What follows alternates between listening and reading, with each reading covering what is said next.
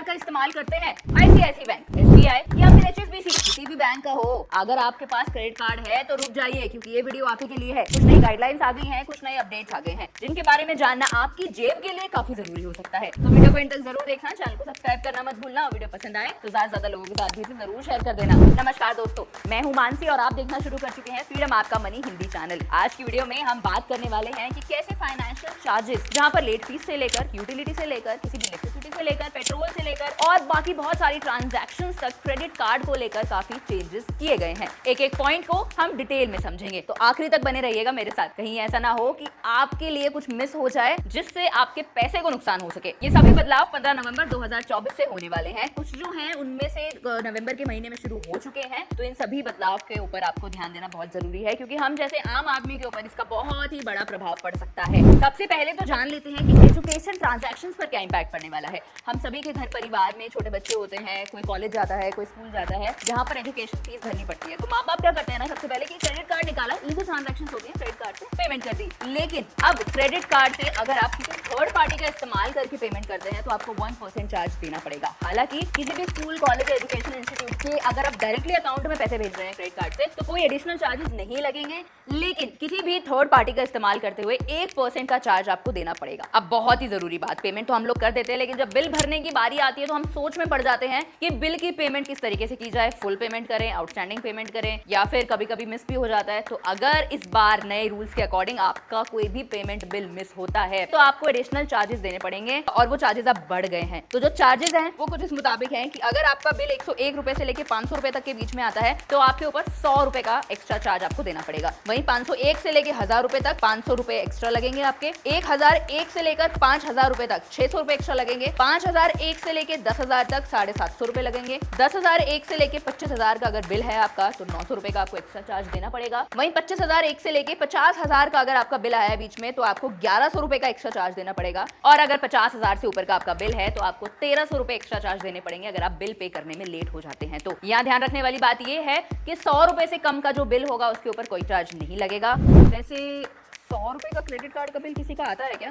अगर आप में से किसी का आया है तो मुझे कमेंट सेक्शन में जरूर बताना, और मुझे भी बता देना कमेंट के साथ साथ कि कैसे आता है। मैंने तो अभी 15,000 का बिल भरा है। चलिए अब इस कार्ड के लिए कुछ यूटिलिटी और फ्यूल ट्रांजैक्शन फीस की बात कर लेते हैं। अगर आपका कोई भी यूटिलिटी बिल, जैसे कि आपका इलेक्ट्रिसिटी बिल हो सकता है, वो वाटर बिल हो सकता है, वाईफाई बिल हो सकता है, इन सारे बिल्स को हम यूटिलिटी बिल्स कहते हैं। तो उस बिल का अगर 50,000 तक का अमाउंट है तो आपको कोई भी एडिशनल चार्ज नहीं देना पड़ेगा। लेकिन अगर बिल 50,000 से ऊपर का आता है तो आपके ऊपर 1% का एडिशनल चार्ज लगेगा। अब अगर एक्सक्लूसिवली मैं आपको बताऊं तो emerald master card, metal credit card के ऊपर आपको 1 लाख तक की छूट मिल रही है, यानी 1 लाख तक की ट्रांजैक्शन आप उस पर कर सकते हैं फ्यूल ट्रांजैक्शन में। लेकिन अगर 1 लाख से ऊपर का आप जाते हैं तो फिर आपको चार्ज देना पड़ेगा। अच्छा, यहाँ ध्यान रखने वाली बात यह है कि ये जो 50,000 की मैंने आपको लिमिट बताई है, 50,000 रुपए पर मंथ। अब हम में से ना बहुत सारे लोगों को ना एयरपोर्ट का लाउंज एक्सेस लेने का बड़ा ही शौक होता है, जिसके लिए हम अपना क्रेडिट कार्ड इस्तेमाल करते हैं, वहाँ ट्रांजैक्शंस करते हैं। तो अब उसके लिए एक अच्छी खबर है, उन लोगों के लिए एक अच्छी खबर है कि अगर वो ऐसा कुछ करना चाहते हैं तो अब इस लिमिट को क्वार्टर यानी कि 75,000 रुपीज पर क्वार्टर तक कर दिया गया है, जो पहले से 35,000 रुपए था। और इसके ऊपर से ना आपको utility, insurance and grocery transaction पर ना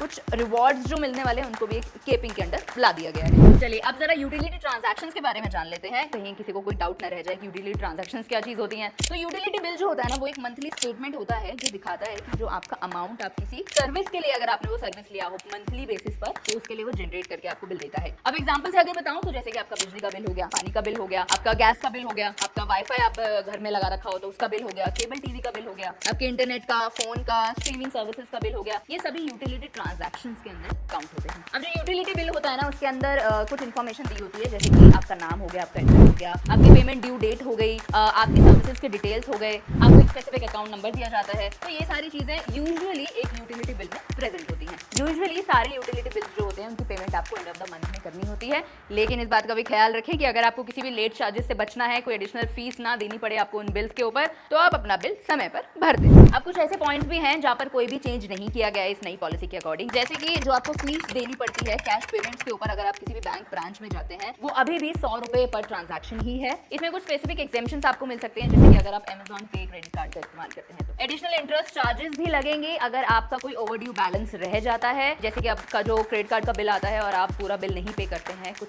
अमाउंट होता है हम जो आउटस्टैंडिंग अमाउंट के नाम से हम उसे जानते हैं, उस अमाउंट को पे करते हैं तो कुछ अमाउंट हमारा ओवरड्यू रह जाता है, उस अमाउंट को पे करने के बाद में भी कुछ एडिशनल चार्जेस लगते हैं। तो ये वाली बात का भी आप खास ख्याल रखिए। वैसे मैंने इसके ऊपर एक पूरी वीडियो बनाई हुई कि कैसे आपको अपना क्रेडिट कार्ड अच्छे से इस्तेमाल करना चाहिए, लिंक आपको मैं डिस्क्रिप्शन में दे दूंगी, आप जाकर उस वीडियो को देख लेना। वहां से आप समझ सकते हैं कि अगर आप अपना क्रेडिट कार्ड सही तरीके से इस्तेमाल करते हैं तो आपको किसी भी तरीके के एडिशनल चार्जेस नहीं पे करने पड़ेंगे। हाँ, तो लौटते हैं वापस। तो मैं बात कर रही थी कि आपको ओवरड्यू चार्जेस के ऊपर भी एडिशनल चार्ज लगता है। वहीं अगर आप किसी भी क्रेडिट कार्ड का इस्तेमाल करते हैं, एटीएम से पैसे विड्रॉ करवाते हैं तो भी एडिशनल चार्ज देना पड़ता है, तो वो बिल्कुल सेम है, वही आपको एडिशनल चार्ज अभी भी देने पड़ेंगे अगर आप अपना क्रेडिट कार्ड का इस्तेमाल इन दो चीजों के लिए करते हैं। तो इस केस में अगर मैं रेट की बात करूं तो जो मैक्सिमम आपको रेट लग सकता है, यानी इंटरेस्ट आपको एक्स्ट्रा पे करना पड़ेगा, वो 3.8% का होता है एनुअली।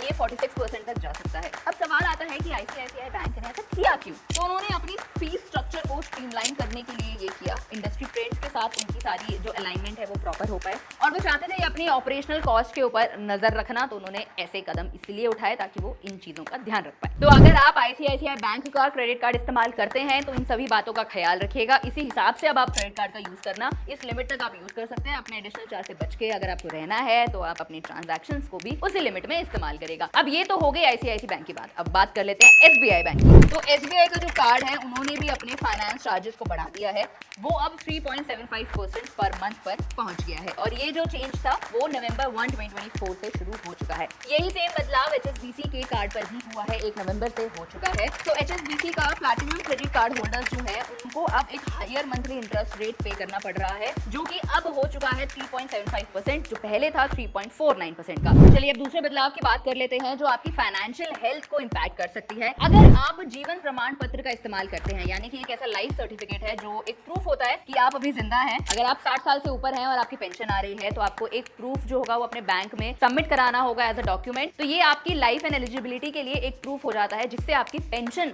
आपकी बैंक अकाउंट में आती रहे। ये काम आपको नवंबर एंड तक करना ही करना है। अगर आप चाहते हैं कि मैं इस पूरे प्रोसेस के ऊपर एक अलग से वीडियो बना के दूं तो आप मुझे कमेंट सेक्शन में बता सकते हैं। नवंबर एंड से पहले करना है, ये बात याद रखिएगा, उससे पहले ही बताना है आपको मुझे, अगर आप कोई भी ऐसा वीडियो चाहते हैं तो। अगर आप किसी भी कारणवश नवंबर की डेडलाइन मिस कर देते हैं तो बैंक इमीडिएटली आपकी पेंशन को रोक सकता है। हालांकि ये काम ऑनलाइन प्लेटफॉर्म्स के थ्रू हो सकता है, आप बैंकिंग की सर्विसेज अपने डोर स्टेप पर भी अप्लाई कर सकते हैं अगर आप ऐसा कुछ चाहते हैं तो दोस्तों ये थे कुछ बदलाव जो नवंबर के महीने में फाइनेंशियली आपको इंपैक्ट कर सकते हैं। अगर इसमें से कुछ भी आपसे मिस हो जाता है तो ये आपकी जेब पर काफी अच्छा खासा इंपैक्ट डाल सकता है। तो कोशिश करना कि आपके साथ ऐसा कुछ ना हो। अगर आप इनमें से कोई भी क्रेडिट कार्ड इस्तेमाल करते हैं जो मैंने आपको भी बताए, तो आप उन क्रेडिट कार्ड को उसी तरीके से इस्तेमाल करना जिस तरीके से आपके पास अपनी ट्रांजैक्शंस की लिमिट हो, आपको कोई एडिशनल चार्ज ना देना पड़े, आप अपने क्रेडिट कार्ड की बिल की पेमेंट सही टाइम पर करें, सही समय पर, सही अमाउंट के साथ करें। कोशिश करें कि आउटस्टैंडिंग अमाउंट को आप अवॉइड कर सकें। तो चलिए इस वीडियो से रिलेटेड अगर आपको कोई भी डाउट, सजेशन या फीडबैक मिलने रहता है तो वो भी आप मुझे कमेंट सेक्शन में दे सकते हैं। मैं उम्मीद करती हूँ आपको ये वीडियो पसंद आई होगी, समझ में आई होगी। आप अपने कोई भी डाउट, सजेशन या फीडबैक मुझे कमेंट सेक्शन में लिख सकते हैं। मैं मानसी मिलती हूँ आपसे अगली वीडियो में।